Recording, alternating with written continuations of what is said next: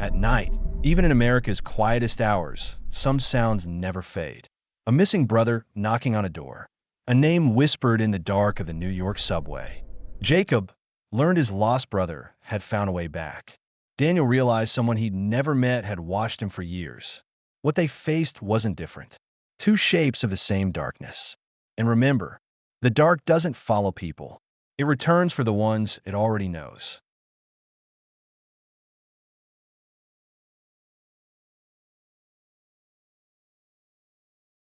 My name is Daniel Avery. If you ever find yourself alone on the New York subway after midnight, don't assume every sound behind you belongs to something human. That night, I was heading back from Brooklyn to Manhattan. It was exactly 1:46 a.m. The metallic echo unique to subway stations mixed with the dim, flickering fluorescent lights, turning the place into something far more unsettling than usual. After passing through the turnstiles, I noticed the platform was almost completely empty. Only a broken ad panel cast a weak glow, and a faint breeze rising from the tracks brushed against my shirt. My phone had no signal. The moment I saw that, an uneasiness settled in my stomach. It's not as notorious as the U8 line in Berlin, but some sections of the F line are just as dark and dead. For a few minutes, I only listened to the distant hum coming from deep in the tracks. It sounded like the city was exhaling from somewhere far beneath me. Then I heard a sound behind me. Tap, tap, tap, like a cane. But not steady, more like dragged. As if something was trying to walk. Not someone that I slowly turned around at a tall, elderly woman in a long black coat stood at the entrance of the platform. Her head was tilted slightly to the side, her face hidden in shadow. But what froze me wasn't the darkness around her, it was her smile. Even with almost no light hitting her, I could clearly see her lips move. She took one step forward. The tip of her cane hit the floor with a sharp metallic ring. Then she spoke, barely above a whisper, saying my name, Daniel. I froze, and no one there knew me. The station was empty. Nobody should have known my name. But that woman said it perfectly, like she'd known me for years. And at that exact moment, every light on the platform flickered at once as if something was squeezing the station's electrical veins. After the woman said my name, I didn't even dare breathe for several seconds. My feet felt glued to the ground. Only my eyes could move, and no matter how long I stared, the woman didn't move at all. Her head remained tilted, her face swallowed by the dark. Then I realized something. I wasn't just looking at her. She was looking directly at me. It felt like her eyes were burning through the shadows, even though no light touched her face and I couldn't actually see her eyes. She took another step. This time, the sound of her cane hitting the floor was heavier. It stretched, echoed, as if it wasn't just metal hitting concrete, but the entire tunnel vibrating. The lights flickered again. For a split second, everything went pitch black. When the light returned, the woman was closer. 3 steps away, maybe. That was impossible. She couldn't have moved that fast. But I didn't see her move. I hadn't. It was as if she had shifted during the darkness. I panicked and backed away toward the center of the platform. As I passed the F line sign, she mirrored my movement. Same direction, same speed. The distance between us never changed. Do you know me? I asked, my voice shaking. The woman tilted her head even farther. A portion of her face slid into the weak light. What I saw didn't look human. Too smooth, too pale, like there wasn't a single vein beneath her skin. Then her lips moved. I've been watching you for a long time, Daniel. Goosebumps shot up my spine. Just then, I heard the rumble of a train coming through the tunnel. The tracks screeched, the air vibrated, and a gust of wind rushed past me. But the woman didn't move. I waited for the train's headlights to appear, and she whispered, "Don't get on." As the rumble of the incoming train grew louder, my heart felt like it was about to burst from my chest. It didn't sound like a subway approaching. It sounded like some massive underground creature rushing toward us. The rails vibrated, metallic screeches echoing off the tiled walls like cracks forming in stone. The woman still hadn't moved, but every time I backed away in panic, she somehow maintained the exact same distance. This wasn't human behavior, not instinct. It felt like imitation, if she was copying me, studying me. When the train's headlights finally appeared around the curve of the tunnel, I felt a tiny wave of relief wash over me. I'm safe, I thought.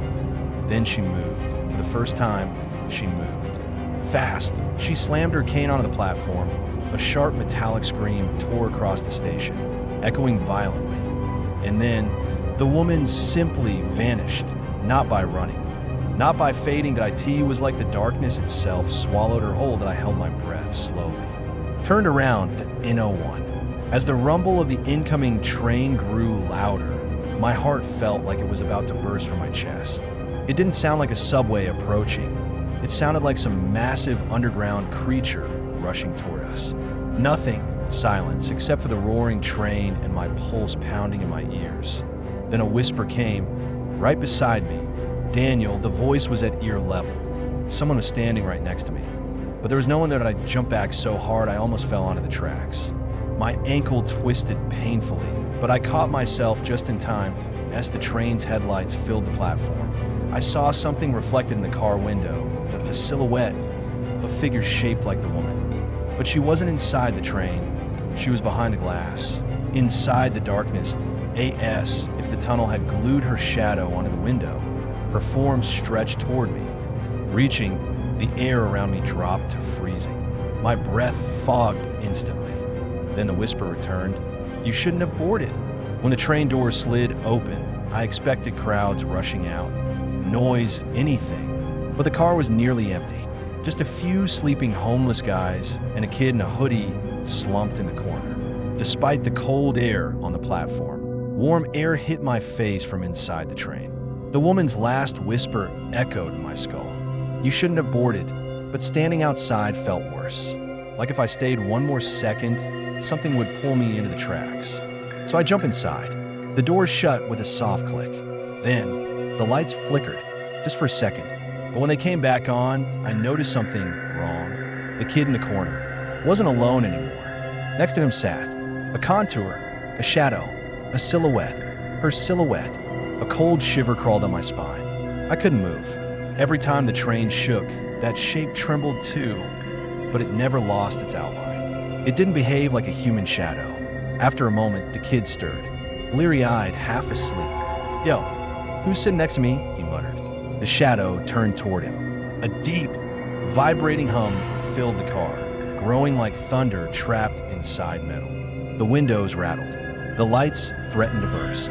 The kid gasped like invisible hands pressed against his chest, then collapsed on the floor, wheezing.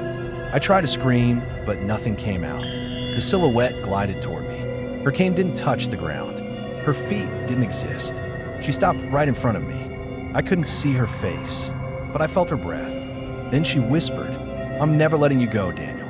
When the train reached the next station, the doors opened and I bolted out. But after that night, in every reflection, every train window, I still see her, closer each time. My name is Jacob Miller, and I'm sharing this because if anything like this ever happens to you, you should know what you're dealing with. There is no logical explanation for what I experienced. And even now, when I wake up in the middle of the night, I still hear that knock echoing in my head. Back in 2010, my little brother Ethan, who was only 7, went missing. Police, FBI, volunteers, hundreds of people searched for months, but not a single trace of Ethan was ever found. Since they never recovered a body, the official statement was that he might be deceased, but my mom always said he'll walk through the door again someday. I always assumed that was just something grieving parents say, until last year that I was living alone in Flagstaff, Arizona, an old wooden house tucked at the base of the mountains. Quiet, isolated, more peaceful than I ever needed. That night at 1:58 a.m., I woke up to a sound. At first, I thought it was the wind, but then it came again, knock, knock dash knock. The IT wasn't normal. IT wasn't loud. IT was the kind of knock a child makes. Light, hesitant, unsure. I froze. Because the rhythm of that knock was identical to the way Ethan used to tap on my bedroom door years ago. I had forgotten so much over the years, but not that sound. My heart was beating so hard it felt like it might tear itself out of my chest. Still, I forced myself out of bed and walked toward the front door. I looked through the peephole, and oh one, absolutely no one. I let out a shaky breath. Okay, Jacob, I whispered. You're tired. You worked all day. You're imagining things.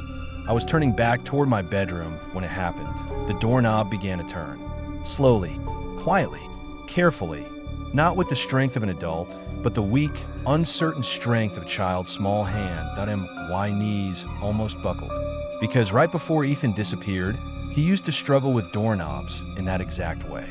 He wasn't tall enough to get a full grip, and in that moment, I realized something I had never admitted to myself.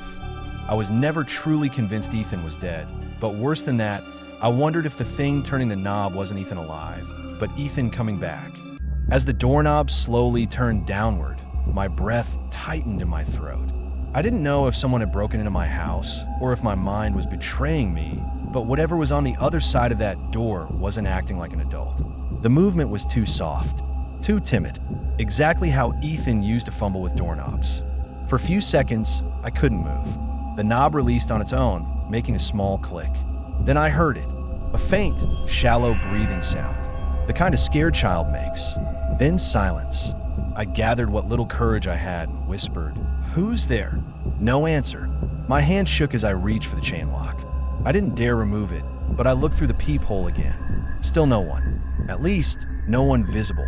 But as I leaned closer, I saw the faintest shift of a shadow, like someone was standing right against the door, directly under the peephole, staying out of sight. My heart almost stopped. I yanked myself away, and in that moment, I realized something inside the house had changed. The air grew colder, the silence thicker. Then from the back of the house, a door creaked open. The back door. I hadn't opened that door in years. I didn't even know where the key was. It's something or someone had pushed it from the inside. Is there someone else in here? I wondered, but no. That breath, that knock, all of it belonged to Ethan. I stepped back, ready to run and grab my phone. But just then, something slid under the front door. A tiny, dirt-covered child's boot. Just one, as if someone had pushed it from outside. The sole was coated in dried, dark brown mud, and the last time I saw that kind of mud was in the forest where Ethan disappeared. When I bent down to pick up the tiny boot, my hand was shaking uncontrollably. The dried mud on the sole was unmistakable, the exact dark, reddish-brown tone from the forest where Ethan disappeared. That soil didn't exist anywhere else around Flagstaff. I knew it immediately. The inside of the boot was cold, not the cold of a winter night. The cold of something abandoned for years, yet recently worn. Just then, another sound came from the back of the house. Not footsteps, a dragging sound, something small sliding across the carpet. A move toward the back door, each step heavier than the last. The hallway felt longer than usual, like the house was bending itself away from me. When I reached the door, I saw the rusted doorknob twitch, just barely, being nudged from the inside. "Ethan," I whispered. No answer, but I heard breathing again, shallow, childlike, urging me to open the door. I reached for the doorknob, but the instant my fingers brushed it, the air turned ice cold, the kind of cold that means someone is standing right behind you. Slowly, I turned. The hallway was empty, but on the floor lay a second child's boot, identical to the first. Only this one had been placed from inside the house. And at that moment, I understood just one thing. Whatever was at my door earlier didn't need to come inside. It was already in the house. Standing in front of the back door, my legs were shaking uncontrollably. The two tiny boots lay in front of me, one pushed from outside, the other placed gently from inside the house. Impossible, or at least it should have been. Just as I stepped back, every light in the house flickered at once. A low humming sound filled the air, like electricity vibrating through the walls. Then suddenly, silence.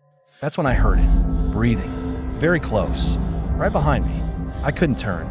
My body refused to move. Then a whisper drifted through the dark.